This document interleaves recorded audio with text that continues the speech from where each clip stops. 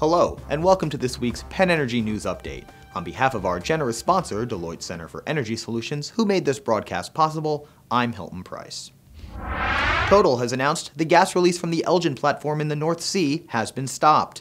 A dynamic kill operation was successful in using heavy mud to stem the flow of gas from the G4 well. It is the first stage in the process to permanently seal the well.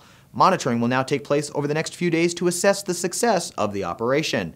After that, work can begin to permanently plug and abandon the well.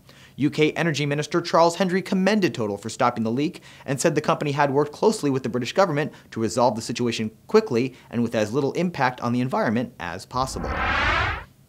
Nigeria continues to lose a dramatic portion of its oil production to theft, according to the country's finance minister. He said the country's state oil company lost 17% of its oil production last month.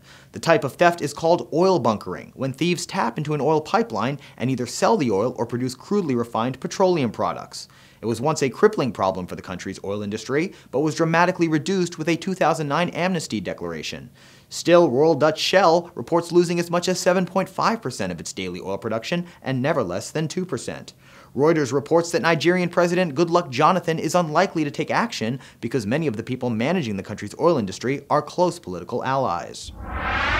The Ukrainian government intends to increase investment in natural gas exploration and production in an effort to encourage energy independence. The country's prime minister says Ukraine has already drawn interest from several major energy companies, including 2 new contracts with Royal Dutch Shell and Chevron Corporation, as well as upcoming negotiations with ExxonMobil. One drilling rig is scheduled to deploy in the Black Sea this month.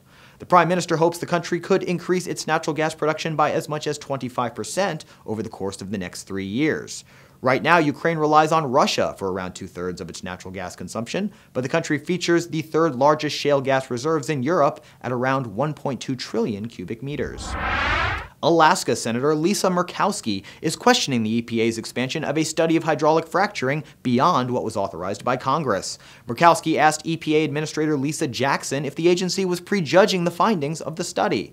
The question was prompted in part by a previous case in which EPA seemed to blame the process of hydraulic fracturing in natural gas production for water contamination.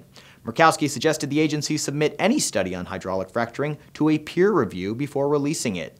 The senator said the agency has a responsibility to protect public health, but it must be done in a way free of particular ideology or hidden agenda.